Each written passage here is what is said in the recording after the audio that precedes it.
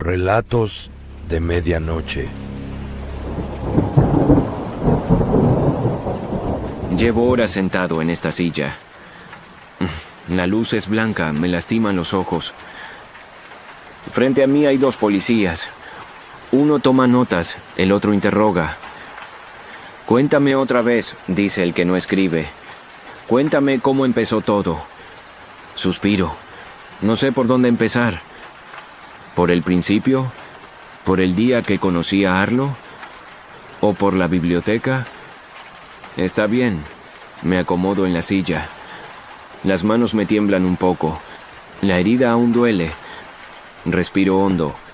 Bajo la mirada. Y empiezo a contar mi historia. Nuevo Génesis no merece su nombre. No hay nada nuevo aquí. Y mucho menos Génesis. Es una ciudad que se pudre desde adentro. Como una fruta olvidada en el fondo de un cajón. Llevo 3 años viviendo en ella. Respirando su aire plomizo.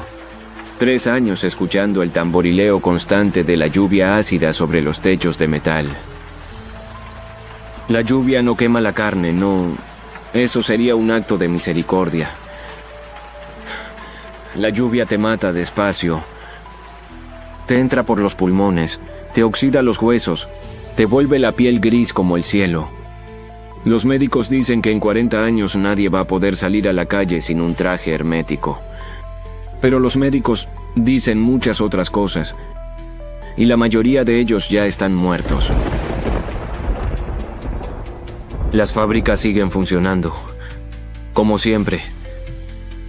Escupen sus humos amarillentos al cielo 24 horas al día, 7 días a la semana. Los dueños viven en las torres de cristal del centro, lejos de la lluvia, respirando aire filtrado. El resto vivimos aquí, en los barrios bajos, donde el agua se filtra por las paredes y los niños nacen con tos crónica. Y en medio de todo esto, en una calle secundaria del casco antiguo, hay una biblioteca. No sé cómo llegó ahí, ni cómo sigue abierta. Las cosas en Nuevo Génesis no tienen explicación, como la lluvia, o el hambre, o esta, la biblioteca. El edificio es de un solo piso, pero el techo es muy alto, de esos techos de construcciones antiguas que ya no se hacen. Cuando entras, lo primero que se siente es el olor. Papel viejo, polvo, tinta. Un olor que no existe en ningún otro lado de la ciudad. Y después ves los libros. Miles de libros. Estanterías de madera oscura que llegan hasta el techo, llenas de volúmenes de todos los tamaños y colores. Algunos están gastados por el uso. Otros parecen nuevos. Hay escaleras con ruedas para llegar a los de arriba. Y pasillos estrechos donde te puedes perder si no conoces el lugar. Yo conocía el lugar. Llevaba 3 años trabajando ahí. Arlo me habló un día bajo la lluvia. Yo estaba sentado en un banco de la plaza, con el abrigo empapado y sin un crédito en el bolsillo. Él pasó, se detuvo frente a mí y apoyó el paraguas en el suelo. Me observó unos segundos sin decir una palabra. Después preguntó, «Muchacho, ¿sabes leer?» «Más o menos», le contesté. «Eso es más de lo que sabe la mayoría. Ven conmigo». No me preguntó mi nombre, ni me preguntó de dónde venía. Simplemente me llevó a la biblioteca.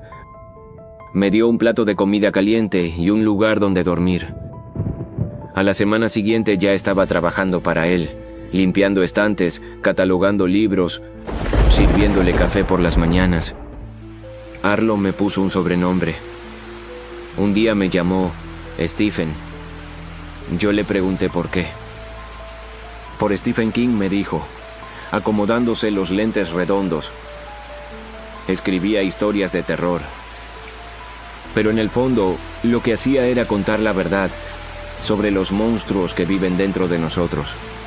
Tienes cara de haber visto monstruos, Stephen. Así que Stephen te queda bien. No supe si era un cumplido o un insulto, pero desde entonces me llamó así. Arlo no es un hombre común, lo digo sin exagerar. En una ciudad donde la mayoría camina encorvada, con la mirada baja, Arlo es una anomalía. Es un hombre de complexión robusta, de estatura modesta, con una presencia que llena cualquier rincón de la biblioteca sin necesidad de alzar la voz.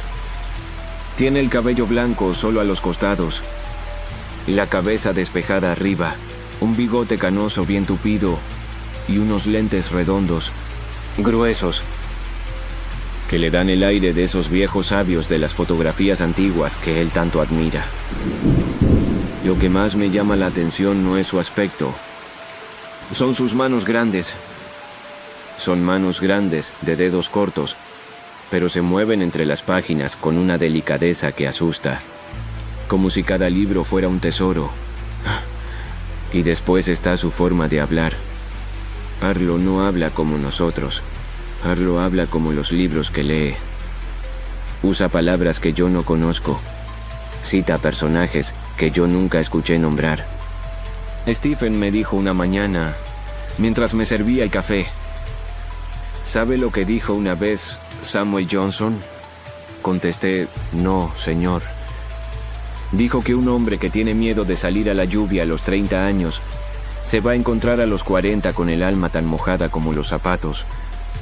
Y yo le agrego: un hombre que no lee a los 30 se va a encontrar a los 40 con la cabeza tan vacía como los bolsillos. Me reí. Arlo suelta esas cosas todo el tiempo. A veces pienso que vive más acompañado de los muertos que de los vivos. A media mañana llegó uno de los de siempre. Un tipo alto, con una cicatriz en la mejilla y una mochila que olía a humedad. De esos que recorren los páramos buscando lo que queda de las casas abandonadas. Arlo los llama recolectores. Yo los llamo como son: saqueadores, adictos al Génesis. Pero Arlo no discute, les paga, y ellos traen lo que encuentran. En esta ciudad hay una droga. No se sabe quién la inventó, ni cuándo apareció por primera vez en los barrios bajos. Solo se sabe que existe y que consume a quienes la prueban. La llaman el Génesis, porque promete un nuevo comienzo, un mundo mejor. Dicen que cuando la consumes, ves cosas que ya no existen. Cielo azul, sol, árboles verdes. Te hace creer que el mundo todavía puede salvarse, que tú todavía puedes salvarte. Pero es mentira. El Génesis no te da un nuevo comienzo, te quita el que tenías, te quema las neuronas, te deja vacío por dentro. Los adictos caminan por las calles con los ojos hundidos, la piel gris, las manos temblorosas. Buscan créditos para comprar su próxima dosis. Roban, matan, traicionan. Todo por un gramo más de Génesis. Y en una ciudad donde el agua limpia vale más que el oro, y la comida real es un lujo, el Génesis es lo único que la gente puede pagar. Lo único que les da la ilusión de que todavía están vivos. Los laboratorios la producen en las torres de cristal del centro. Los dueños saben lo que hacen. Saben que si la gente tiene esperanza, no se rebela. Saben que un adicto es un esclavo feliz. Y así, esta ciudad sigue funcionando. La lluvia cae. Las fábricas escupen veneno. Y la gente consume el Génesis creyendo que sueña con un mundo mejor, cuando en realidad está soñando con el mundo que ya perdió. ¿Qué hay hoy?, preguntó Arlo, acomodándose los lentes. Trajimos algunas cosas, viejo, dijo el tipo con voz rasposa. Pero te va a costar. El tipo sacó 3 bultos envueltos en plástico y los puso sobre el mostrador. Arlo los desenvolvió, lento y con mucha paciencia. Los revisó uno por uno. Les pasó los dedos por los lomos, olió las páginas. Acercó uno a la luz para ver el estado de la tinta. Un Tolstoy, dijo, al fin. Y un Asimov. Están húmedos, pero se pueden salvar. 3,000 créditos y 2 litros de agua limpia. Ese es el precio, viejo, dijo el hombre. Arlo sonrió. Una sonrisa triste, casi paternal. La violencia es el último recurso del incompetente, dijo Asimov. Pero ustedes no son incompetentes. Son desesperados. Fue hacia un armario de metal. Sacó 2 botellas de vidrio con agua cristalina, un lujo que vale más que el oro en Nuevo Génesis, y las puso sobre el mostrador, junto con los créditos. El tipo agarró las botellas, las miró con desconfianza. Eres un loco, viejo. ¿Sabes eso? Un maldito loco, le dijo antes de irse. Se fueron rápido, sin mirar atrás. Siempre se van rápido, como si este lugar les diera escalofríos. Cuando el hombre desapareció calle abajo, Arlo tomó los 2 libros y los dejó aparte, sobre una mesa del fondo. No los mezcló con los demás. Los dejó ahí como haciendo una pila pequeña, de 3 o 4 volúmenes que ya estaban separados desde el día anterior. Yo estaba ordenando una estantería del fondo y lo vi. Siempre hace lo mismo. Separa algunos libros, los deja en esa mesa, y cuando yo me voy a la tarde, él los toma y los lleva a algún lado. Nunca lo vi bajar con ellos, pero sé que los baja al sótano. Ese sótano al que yo no tengo acceso. Una vez le pregunté qué guardaba ahí abajo. Me miró por encima de los lentes, muy serio, y me dijo: «Lo más valioso que tengo, Stephen». «¿Más valioso que los libros?», pregunté. «Los libros son el cuerpo, muchacho». «Lo que hay ahí abajo es el alma», me dijo. No volví a preguntar. Arlo es así. Te responde con una frase que parece una respuesta y no lo es. Siempre sentí curiosidad por saber qué ocultaba el sótano detrás de aquella gruesa puerta blindada. Nunca volví a preguntar qué había del otro lado. Sin embargo, cada vez que pasaba frente a ella, la curiosidad regresaba en silencio. En el escritorio de Arlo también había una fotografía de una niña. Nunca le pregunté quién era, no por falta de interés, sino porque intuía que algunas respuestas tienen un precio que es mejor no pagar. Con el tiempo entendí que existen preguntas que es mejor respetar, porque, a veces, el silencio de una puerta y el de una fotografía dicen mucho más que cualquier respuesta. Cerramos a la tarde, como siempre. Yo barrí el salón principal mientras él se quedaba en su escritorio, leyendo algo con los lentes casi pegados a la nariz. Me despedí, salí a la lluvia, caminé hasta mi cuarto en el edificio de enfrente. Pero esa noche me quedé despierto. No sé por qué. Algo me daba vueltas en la cabeza. La pila de libros, el sótano, la forma en que Arlo me miraba cuando le preguntaba.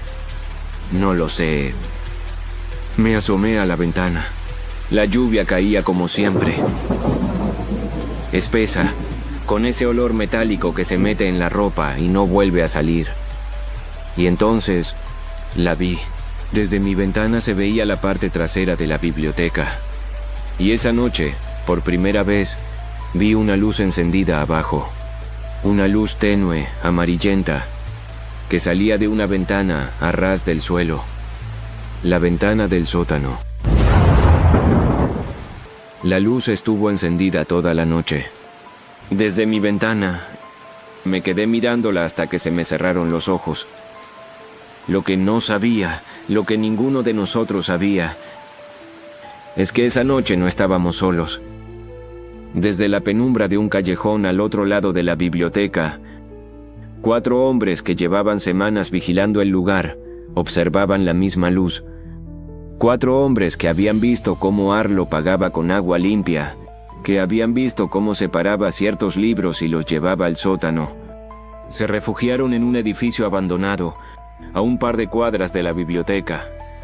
Y esa noche, mientras Arlo dormía en la pequeña vivienda detrás del edificio y yo descansaba en mi habitación del edificio de enfrente, ellos permanecieron despiertos, trazando un plan. ¿Lo ves?, dijo el más alto, un hombre con una cicatriz que le cruzaba la frente. Te lo dije. El viejo esconde algo ahí abajo. Podría ser cualquier cosa, respondió el de cabeza rapada. Joyas, créditos, incluso un arsenal. No importa lo que sea, replicó el de la cicatriz. Lo único que importa es que tiene valor, y va a ser nuestro. Permanecieron bajo la lluvia hasta que la luz del sótano se apagó. Mañana esperaremos a que salga el muchacho, dijo el de la cicatriz. En cuanto se vaya, entramos. Y si el viejo sigue adentro, es un anciano lento. Lo reducimos, hacemos que hable y nos llevamos lo que oculta en ese sótano. Los cuatro guardaron silencio durante unos segundos, imaginando cómo saldría todo. No, dijo entonces el de cabeza rapada, negando lentamente con la cabeza. Esperen, se me ocurre una idea mejor. Los otros tres lo miraron con atención, mientras él le contaba su plan. Los tres soltaron una risa baja y cruel, casi un murmullo, que terminó perdiéndose entre el golpeteo constante de la lluvia. Después se marcharon, aunque no muy lejos.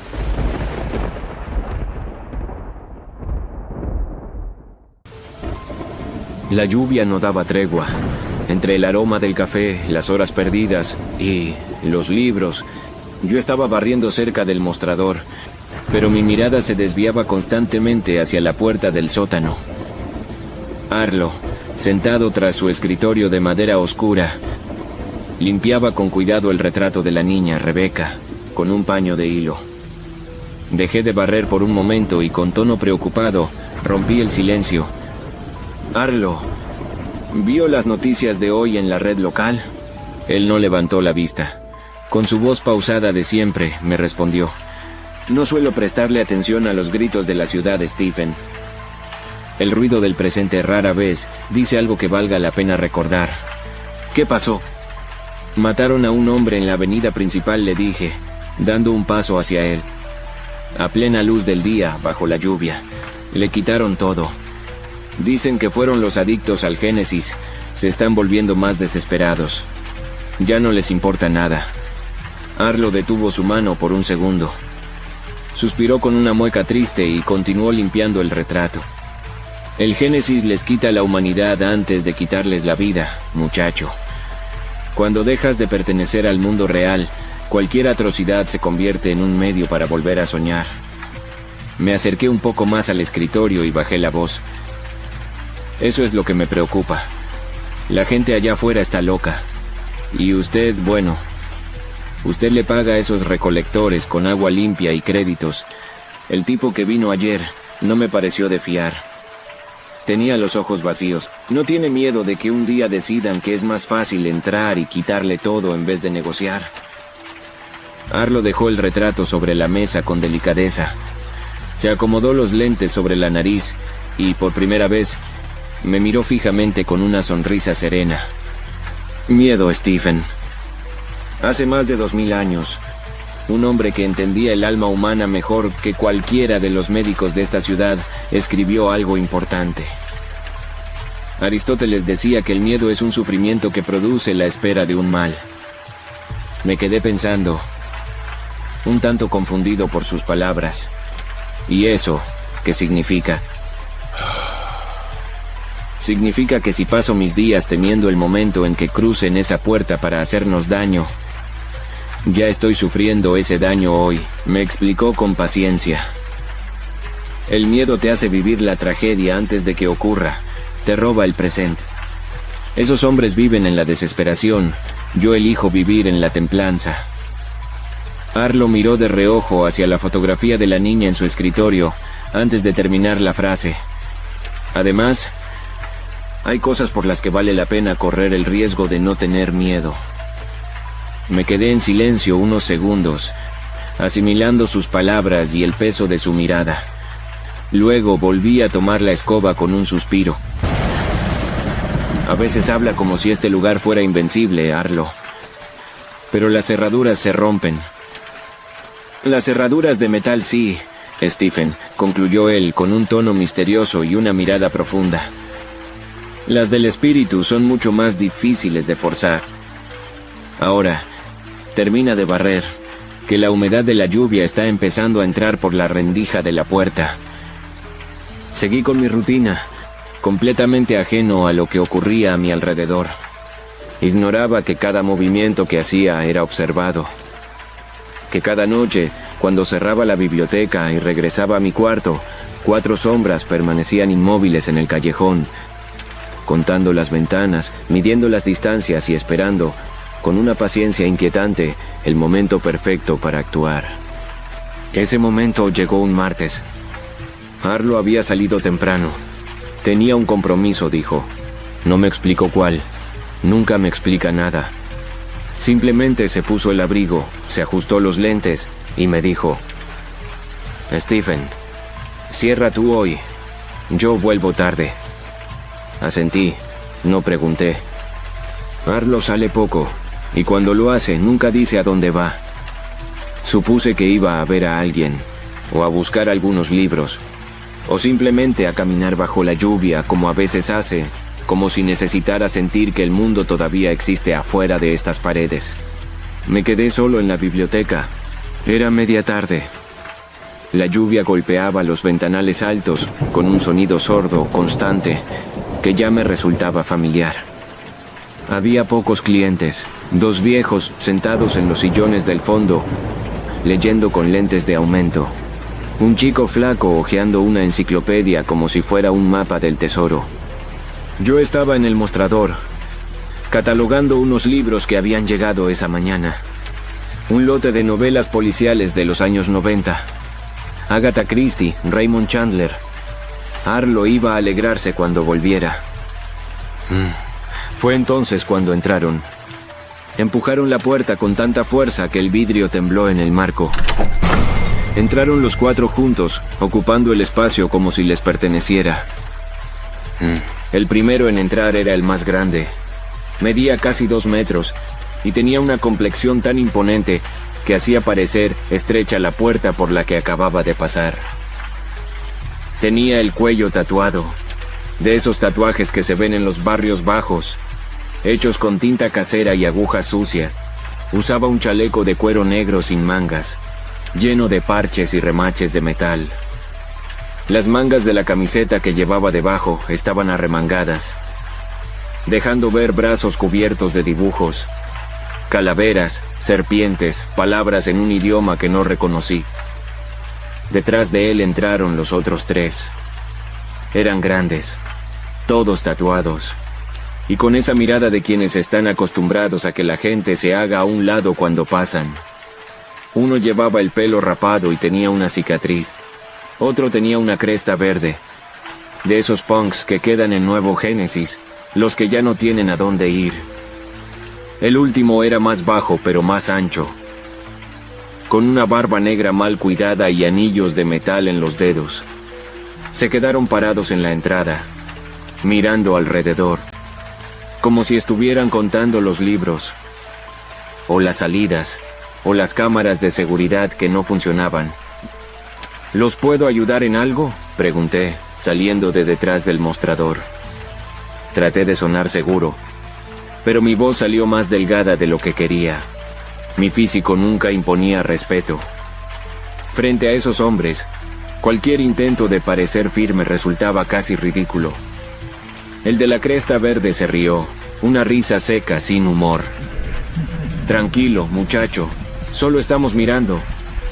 Aquí no se mira, es una biblioteca. Se lee o se va. El grandote me miró. Tenía los ojos pequeños, hundidos bajo las cejas pobladas.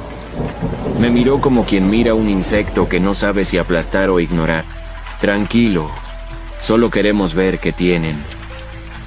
Empezaron a recorrer el salón, pero no como quien busca un libro. Lo hacían como quien estudia el terreno. El de la cicatriz se detuvo frente a una estantería y deslizó los dedos por los lomos de los libros, sin siquiera mirar los títulos. El de la barba permaneció junto a la puerta, atento, como si vigilara la única salida. El de la cresta caminó hacia el fondo, hacia los pasillos oscuros, donde las estanterías son más altas y la luz llega menos. Y el grandote caminó derecho hacia la puerta del sótano. Yo lo vi desde el mostrador, vi cómo se detenía frente a la puerta blindada. La puerta que Arlo me prohibió abrir. La puerta de metal grueso, con cerraduras múltiples, que parece más la entrada de una bóveda que la de un sótano. El grandote se quedó ahí, parado, mirando la puerta, no la tocó, solo la miró, como si pudiera ver a través del metal, como si pudiera sentir lo que hay del otro lado. Después se dio vuelta, me miró a mí, miró a los otros tres, se miraron entre ellos, no dijeron nada, no hizo falta. Vi lo que pasaba por sus cabezas, vi el cálculo, vi la sospecha y vi la codicia. El grandote dio un paso hacia la puerta. Levantó la mano como si fuera a tocarla. «Oiga», le dije más fuerte de lo que quería. «¿Qué haces?» Se detuvo. Se dio vuelta lentamente. «Solo miraba, muchacho». «No se puede pasar de ahí», dije, caminando hacia él. «Es privado». Traté de que mi voz sonara firme, pero me temblaba todo el cuerpo.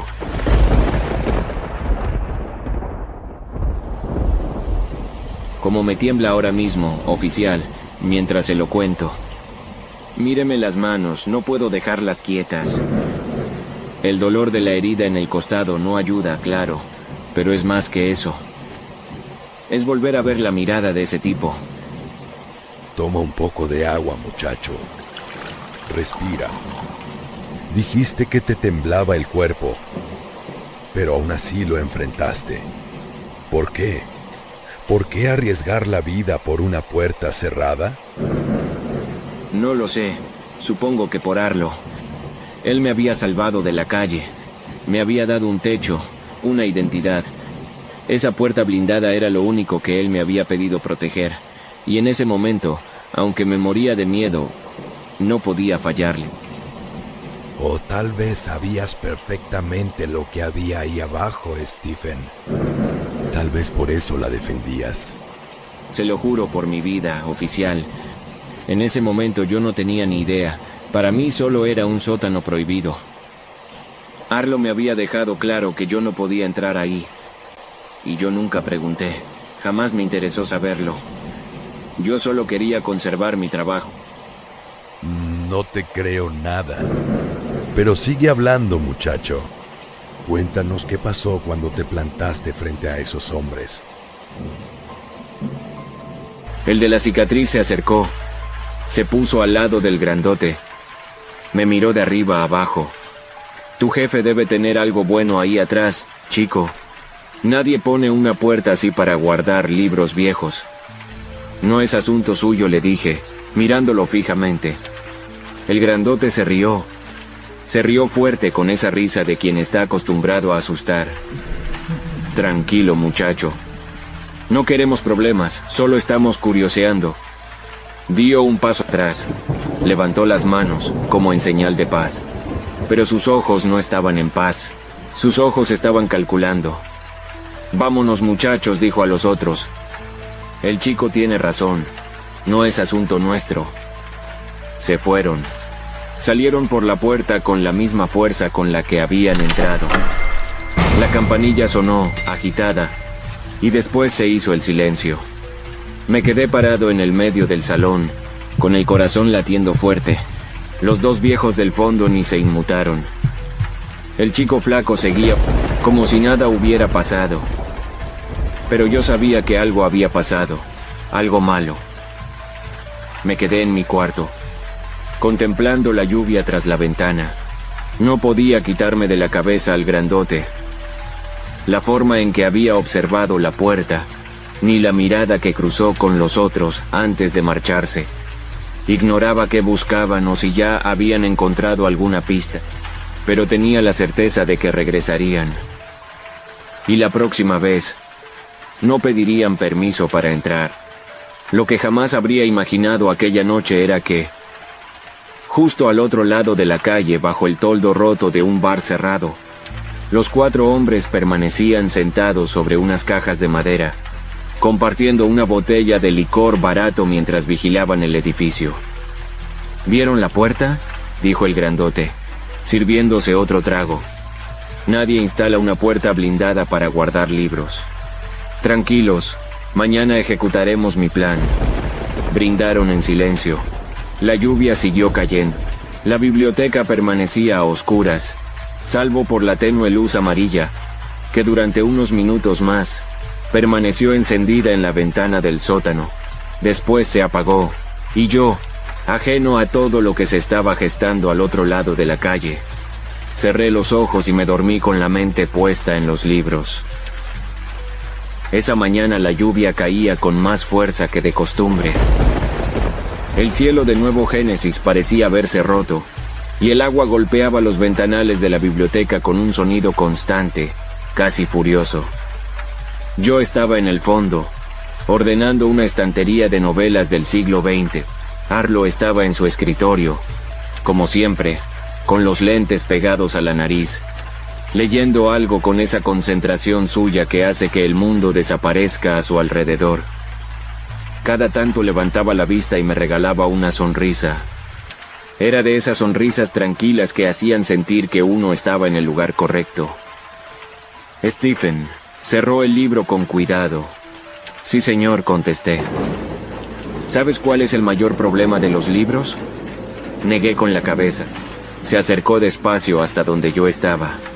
Rozó el borde de los estantes con la mano, como si conociera cada libro de memoria. Los libros nos enseñan a amar aquello que el tiempo ya nos arrebató. Nos hablan de ciudades que desaparecieron, de personas que ya no volverán y de épocas que solo siguen vivas entre estas páginas. Yo me quedé mirándolo. La verdad, no entendía del todo lo que quería decir. ¿Conoces a John Green?, preguntó. No, señor. Escribió, nunca sabes cuánto amas a alguien hasta que lo pierdes. Sonrió apenas. Yo asentí, aunque no conocía a ese tal John Green. Pero si Arlo lo citaba, debía de ser alguien importante. Él ya no me estaba mirando. Tenía la vista perdida, como si estuviera recordando algo que ocurría muy lejos de aquella biblioteca. Después sus ojos fueron a parar a la fotografía que descansaba sobre el escritorio. Era la misma de siempre. Una niña sonriendo. Yo la veía todos los días, pero nunca me atreví a preguntarle quién era. Arlo fue hasta el escritorio, tomó el marco con las 2 manos y le pasó el paño con el que limpiaba los libros. Lo hizo despacio, con el mismo cuidado que les tenía a los ejemplares más viejos. Se quedó observando la foto unos segundos. Después la dejó donde estaba, se acomodó los lentes y volvió a mirarme. Perdón, muchacho. Me perdí en mis pensamientos. No hay problema, señor.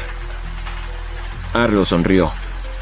Una sonrisa triste, casi imperceptible. Tú eres joven, Stephen. Todavía tienes tiempo de amar sin miedo, de construir algo, de no perder lo que amas antes de saber cuánto lo amabas. No supe qué responder.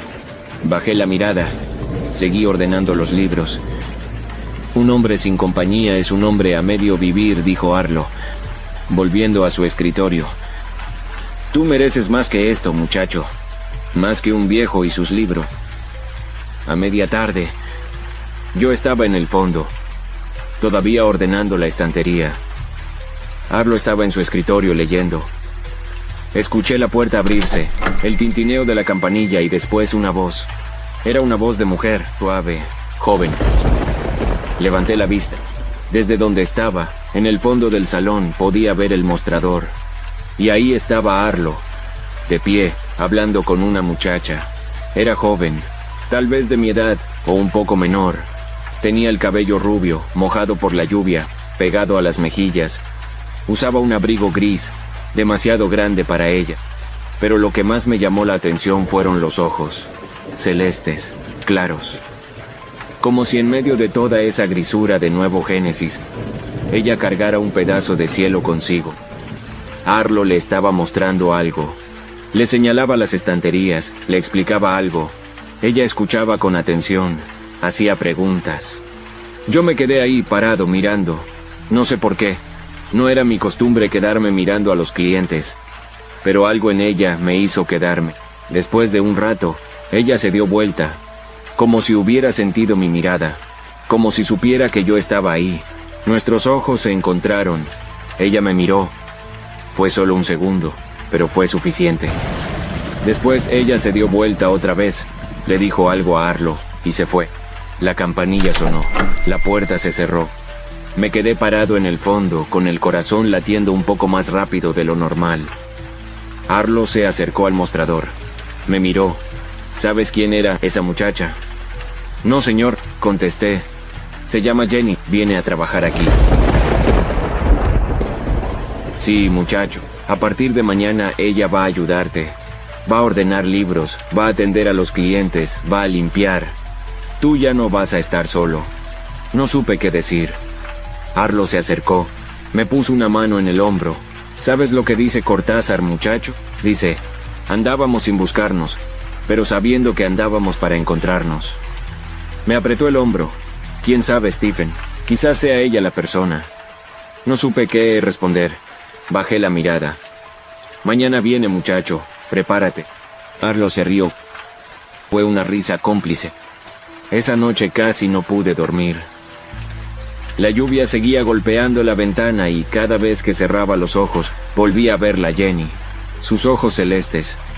La forma en que me había sonreído antes de irse. No sabía si Arlo tenía razón. No sabía si ella era esa persona de la que hablaba. Lo único cierto era que quería volver a verla. Mientras yo intentaba dormirme, al otro lado de la calle, las luces de un edificio abandonado se encendieron por unos segundos. 4 hombres rodeaban una mesa rota. Una botella de licor barato pasaba de mano en mano. ¿Y qué pasó?, preguntó el grandote. Ya estoy adentro, respondió Jenny. El viejo me contrató. ¿Sospecharon algo? No, nada, respondió ella. Mañana, cuando el viejo me abra la puerta para salir, ustedes entran. Sin forzar cerraduras, sin alarmas, y sin que nadie sospeche. El hombre dejó el vaso sobre la mesa. Un trueno desgarró el cielo y por un instante, iluminó el callejón y los rostros de los 4. Después volvió la oscuridad. Solo quedó el ruido de la lluvia golpeando el techo de chapa, mientras los 4 seguían observando, en silencio, las ventanas de la biblioteca. Todas las luces del edificio se apagaron. Todas, menos una. La del sótano. No le di importancia. Arlo tenía la costumbre de quedarse allí hasta muy tarde, y nunca le pregunté qué hacía durante tantas horas. Yo, en cambio, cerré los ojos creyendo que al día siguiente volvería a verla. Esa noche todavía ignoraba una verdad que los libros repiten una y otra vez. El mal casi nunca anuncia su llegada. Se sienta a tu mesa, gana tu confianza, y espera el momento de mostrar su verdadero rostro.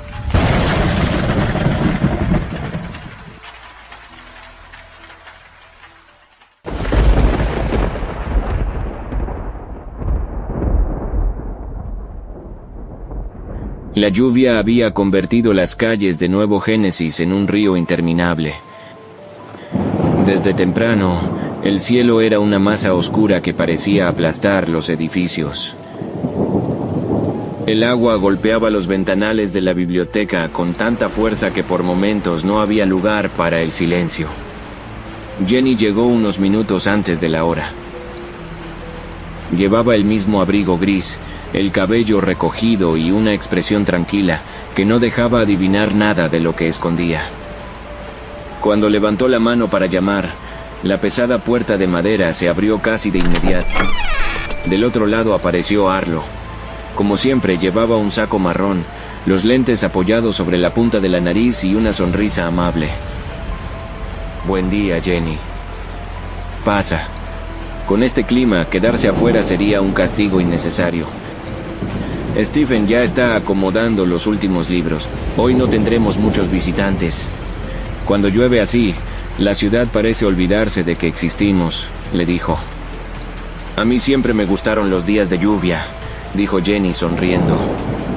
La biblioteca olía a madera vieja, café recién hecho y papel húmedo. Este es un lugar cálido, silencioso, seguro. Arlo le enseñó cómo registrar los préstamos, dónde iban los libros devueltos y qué estanterías necesitaban más cuidado. Nunca levantó la voz, nunca perdió la paciencia. Explicaba todo como si cada detalle tuviera importancia, como si cuidar un libro fuera una forma de cuidar a las personas. Yo no podía evitar mirarlos de vez en cuando. Jenny aprendía rápido. Cada vez que Arlo le daba una indicación, ella asentía con una sonrisa. Y cada vez que nuestras miradas se cruzaban, me devolvía una que me hacía olvidar hasta el ruido de la tormenta. Las horas pasaron sin que ocurriera nada extraño. O eso pensé. Porque hubo un momento, cerca de las 10 de la noche, en que vi a Arlo cargar 3 libros infantiles: El Principito, Alicia en el País de las Maravillas y Peter Pan. No dijo a dónde iba. Simplemente caminó hacia el fondo de la biblioteca, hasta la puerta del sótano. Sacó una vieja llave del bolsillo. La cerradura hizo un sonido metálico. La puerta se abrió apenas lo suficiente para que pudiera pasar. Después volvió a cerrarse. No le di importancia. Arlo hacía eso algunas noches. Siempre imaginé que abajo guardaba los ejemplares más valiosos de la biblioteca.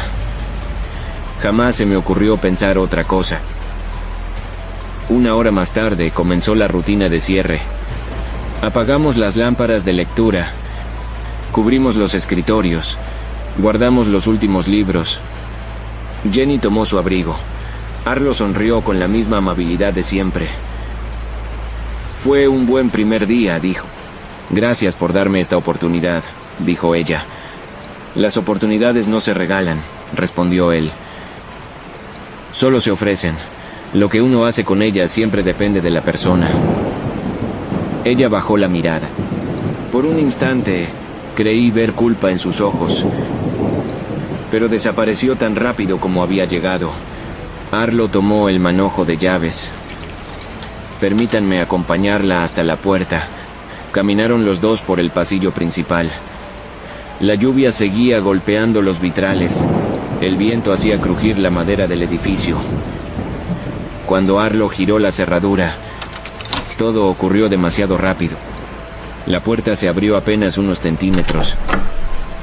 Una bota la empujó con violencia. El golpe lanzó a Arlo hacia atrás. La hoja de madera chocó contra la pared. 4 hombres irrumpieron empapados por la lluvia. El grandote fue el primero. Detrás de él entró otro. Y por último los otros 2. Jenny dio un paso hacia un lado. Sin decir una palabra, cerró la puerta y pasó el cerrojo. Yo estaba al fondo de la biblioteca, devolviendo los últimos libros a sus estantes antes de irme. Fue entonces cuando escuché los gritos y los golpes. Me quedé inmóvil. No entendía lo que estaba pasando. Hasta que escuché el sonido. Dios, ese sonido no se me borrará jamás. Era el impacto seco de las botas contra los huesos de Arlo. Un estallido húmedo, sordo, repetitivo.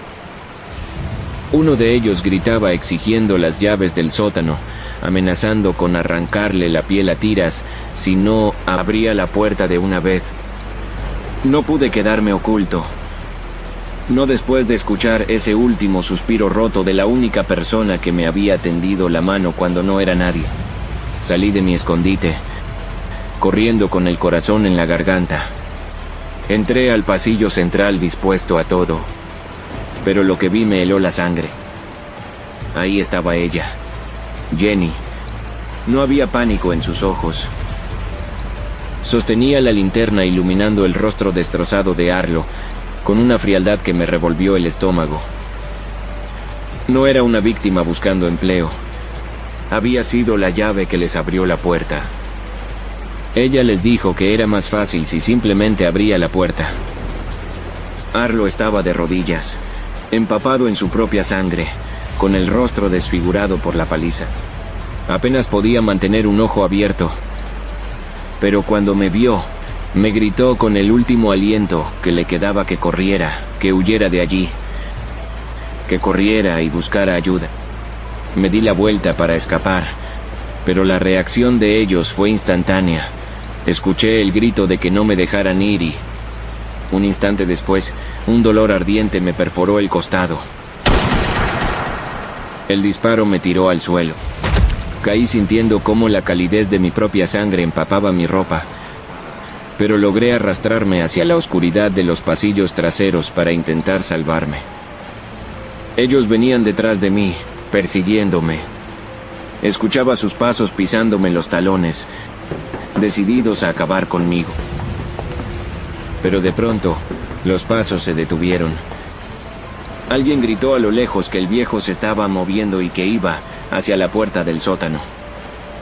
Me quedé allí, presionando mi herida, y vi cómo regresaban sobre sus pasos, olvidándose de mí. Me arrastré un poco para asomarme por el pasillo. Arlo, usando la última fuerza de su cuerpo moribundo, se había arrastrado hasta el mecanismo y había abierto la puerta del sótano. Cuando los otros volvieron, se quedaron paralizados. Arlo permanecía arrodillado frente a una gigantesca jaula de acero reforzado, cuya pesada puerta permanecía abierta. No levantó la vista. No los miró siquiera.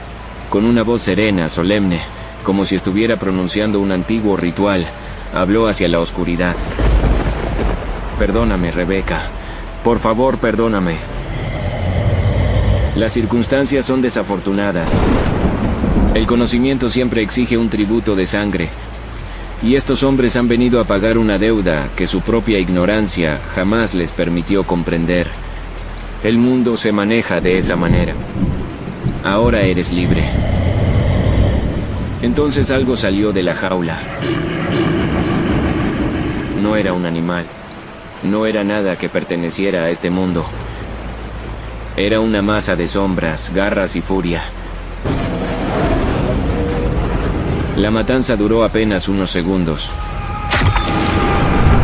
Los gritos se apagaban uno tras otro, mientras los cuerpos eran despedazados contra las paredes del sótano. Jenny, que estaba junto a la puerta, intentó escapar. No llegó lejos. La criatura la alcanzó antes de que pudiera dar 3 pasos y acabó con ella en el mismo pasillo. Después, volvió el silencio. Solo se escuchaba el goteo de la sangre y la respiración profunda de aquella bestia. Entonces giró lentamente la cabeza hacia mí. Sus ojos oscuros se clavaron en los míos. Yo estaba indefenso, tirado en el piso, convencido de que sería el siguiente, pero no me hizo nada. Todavía hoy no sé si fue porque Arlo me quería como a un hijo, o porque la criatura reconoció en mí algo que pertenecía a él. Después atravesó las puertas principales de la biblioteca de un solo golpe y desapareció bajo la tormenta. Y eso fue todo. Eso fue lo que ocurrió. Por eso la biblioteca quedó en ruinas. Por eso todos ellos murieron. Eso fue lo que pasó. Sé que suena imposible. Sé que nadie en esta sala va a creer una sola palabra de lo que acabo de contar. Pero no puedo cambiar la verdad. La biblioteca sigue ahí, silenciosa, como el último testigo de aquella noche. Los libros guardan historias. Aquella biblioteca guardaba algo mucho peor. Una promesa que un hombre sostuvo hasta el final. Y pensándolo bien, quizás el monstruo nunca estuvo encerrado ahí adentro. Quizás el verdadero monstruo siempre estuvo y sigue estando afuera, dispuesto a matar por un solo gramo de Génesis.